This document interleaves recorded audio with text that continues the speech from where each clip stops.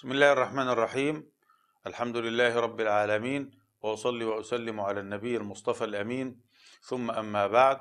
أيها المسلمون الأعزاء، إن للصيام مع الإنسان رحلة وتاريخا ومسيرة حدثنا عنها القرآن الكريم لكي يرغب المسلمين في القيام بهذه الفريضة العظيمة، فريضة صيام شهر رمضان، وذلك في قوله تبارك وتعالى: كما كتب على الذين من قبلكم، حيث كتب الله الصيام على الأمم السابقة من جماعة المسلمين في زمن عيسى وفي زمن موسى وفي زمن إبراهيم ومنذ آدم عليه الصلاة والسلام. ثم بين الحق سبحانه وتعالى أثر الصوم ومقصد الصوم التشريعي الذي شرع الله من أجله الصيام، وذلك في قوله تعالى: لعلكم تتقون. وهذه اللفظة الكريمة لفظة جامعة، لفظة عامة، لفظة شاملة، تنادي على المسلم وعلى الإنسان بشكل عام بأسلوب جامع وأسلوب راقي. إنه أسلوب الوقاية وأسلوب التقوى.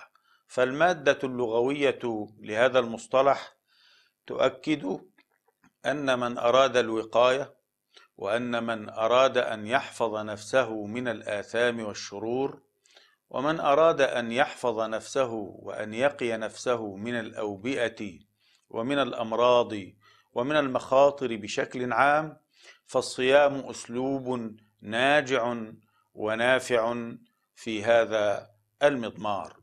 التقوى هي أن يتجنب الإنسان كل فعل من شأنه أن يشوه صورة الإنسان، أن يجتنب الإنسان كل سلوك من شأنه أن يتعارض مع مصلحة المجتمع أو مع الصالح العام.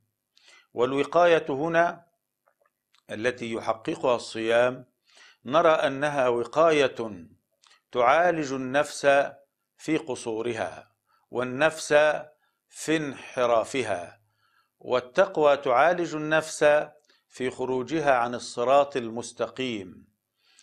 إن النفس لأمارة بالسوء، الصيام يعالج أمر النفس بالسوء.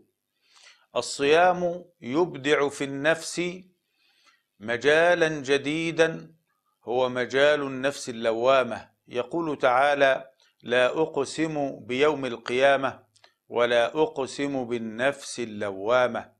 إن الصيام يدخل النفس إلى عالم يا أيتها النفس المطمئنة.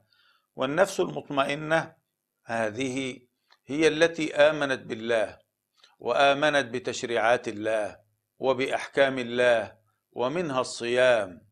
يا أيتها النفس المطمئنة، ارجعي إلى ربك، إلى أحكامه، إلى حبه، إلى محبته، راضية مرضية، حتى تدخلي في جماعة الموحدين وجماعة المسلمين، فادخلي في عبادي وادخلي جنتي. وصلى الله على سيدنا محمد وعلى آله وصحبه أجمعين.